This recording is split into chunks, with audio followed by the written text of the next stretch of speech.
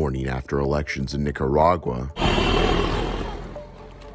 But critics say don't call this democracy.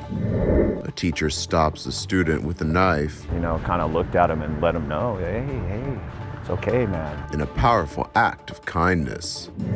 And the second quarter blues are all over for the Dolphins. Brissett throws, end zone, that's a Dolphin touchdown! But would it be enough to snap their 7-game losing streak? These stories and more coming up on Newsbreak. South Florida, I'm Zitlali Solache. And I'm Danelle Duke, and today's November 8th, 2021. From the South Florida Media Network's Biscayne-based studios in North Miami, this is SFMN Newsbreak. A concert in Houston caused backlash after left 8 people dead and many others injured. Many online are critical of headline performer and show organizer Travis Scott for continuing to play after the emergency started.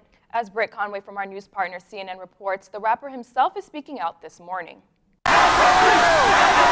Astro World, a 2-day music festival headlined and organized by rapper Travis Scott, with tens of thousands of people packed in to party. Now, a criminal investigation after the crowd surged toward the stage, crushing people up front. There was just nowhere to go and no air to breathe. There were pleas to stop the concert. I was right next to a pretty strong chant of stop the show and help us. Dozens were hurt and at least 8 people were killed. But how did this happen? That's the question that we're working feverishly to determine. We want to look at every single detail, looking at the site plans, the security plans, talking with the producers of this concert, Live Nation. One concert goer who says he was knocked down and trampled filed a lawsuit against Travis Scott, entertainment company Live Nation, and concert promoter Scoremore, among others, saying they, quote, made the conscious decision to let the show go on despite the extreme risks of harm to concert goers, pointing to people being trampled in a stampede through the gate earlier in the day, along with incidents at other Travis Scott concerts. He says he's in shock, too. I'm honestly just devastated. I'm Britt Conway, reporting. Nicaraguan President Daniel Ortega was re-elected yesterday for the 4th consecutive time. Here in Miami and across the world, Nicaraguans took to the streets to protest against the results of the presidential election. Their intention was to express their disapproval over President Ortega's victory and claiming it was illegitimate. Ortega was expected to win after he spent months before election blocking his opponents. Libertad! Libertad! Libertad! Libertad! The United States, the European Union, and the OAS and the United Nations also started to question the legitimacy of his election. Even after the results, President Biden released a statement Sunday calling Ortega a dictator. 3 Miramar teens suspected in the murder of a classmate have been moved and are behind bars in adult jail this morning. New booking photos are now on the Broward Sheriff's website for Christine Parisian, Andre Clements, and Jaslyn Smith. The 3 Miramar High students allegedly stabbed 18-year-old Dwight DJ Grant to death with a sword and a knife near Pembroke Road and University Drive back on October 17th. The United States continues to encourage children 12 and under to get the COVID-19 vaccine. However, New York is taking a special approach. The state is offering vaccinated children a trip to the American Museum of Natural History, as well as receiving $100. Any children that receives their COVID-19 shots at school or at city clinics are eligible to get the reward. As of today, the travel ban has been lifted for incoming travel to those going to the U.S. and those who have been vaccinated. The move ending a ban that was put into place more than a year ago. Foreigners can now travel once they are fully vaccinated. There is an exception for countries with restricted access to the vaccine. It applies to travelers with a negative COVID test. Former President Barack Obama speaking at the United Nations Climate Summit, and he had some critical comments to share. Obama is expected to address the Trump administration's failure to acknowledge the science behind climate change. Just last week, President Biden apologized for the U.S. pulling out of the Paris Climate Accords. Obama will also call out Chinese President Xi Jinping and Russian President Vladimir Putin for not attending the conference.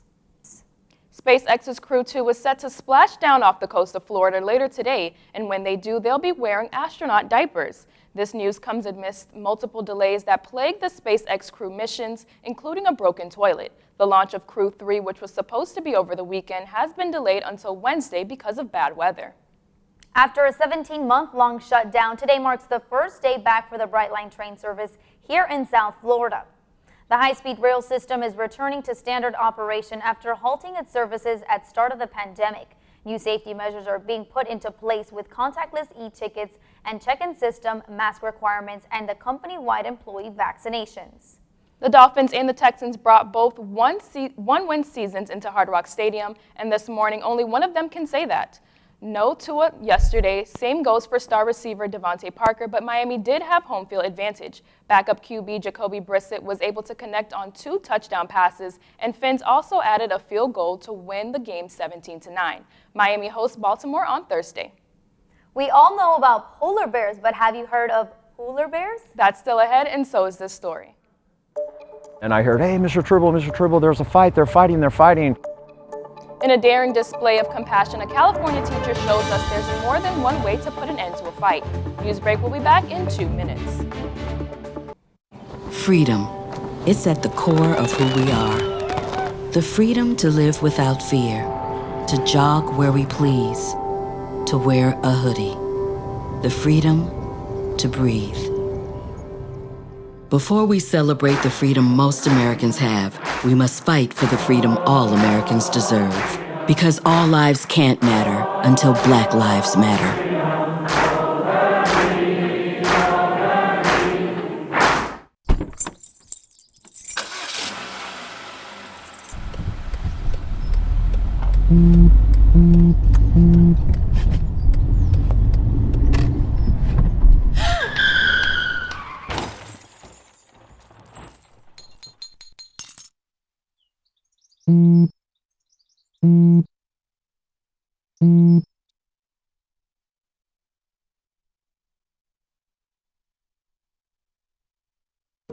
Radcliffe Art and Design Incubator is the velocity accompanying the fellow's rudder, as in a boat.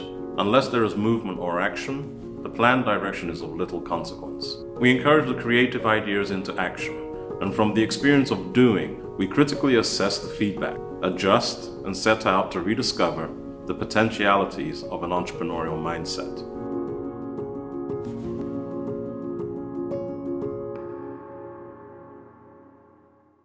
STEM is precise, no margin for error. Dare to forget that. Dare to have fun with it. Get weird with it. Dare to send those old STEM theories flying past the neighbor's house into outer space. Dare to program something internet-breaking, record-breaking. Dare to blow their minds. Dare to learn the difference between sedimentary and metamorphic rock. Go find those rocks. Dare to keep daring. Dare to STEM. Check out She Can STEM to get started.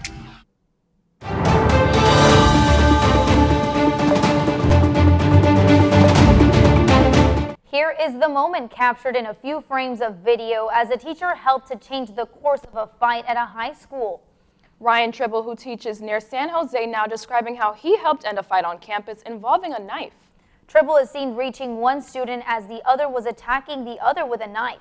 Tribble sharing he was unafraid and said he needed to help. I don't know, I just looked him right in the eyes, you know, and when I saw that picture, in all honesty, when I saw that picture, I thought, man, that's a cool picture, and then I thought, whoa, that's me. The incident on campus Friday is one students and staff will need to heal from. The details of the stabbing and what led to it are still being investigated. A bear taking a dip after roaming around a residential neighborhood this weekend. It was caught on camera going for a swim. Residents near Los Angeles feeling frightened and fascinated. The bear was seen entering through a backyard and smelling the barbecue and then making its way towards the pool. It made its way out as police and animal control workers steered it towards the mountainsides. That's all the time we have for Newsbreak. I'm Zitlali Solache. And I'm Janelle Duke. And get more news anytime at sfmn.fiu.edu.